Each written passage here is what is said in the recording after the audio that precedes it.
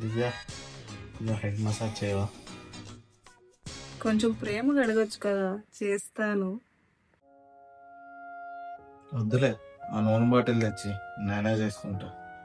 దీనికన్నా అదే బెటర్. నూనె బాటిల్ కావాలా? తెస్తా, ఆగండి.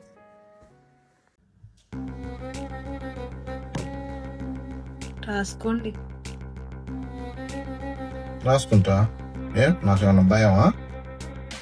అదే రాసుకోండి. రాసుకుంటా. నువ్వు వెళ్ళి ఇక్కడ నుంచి.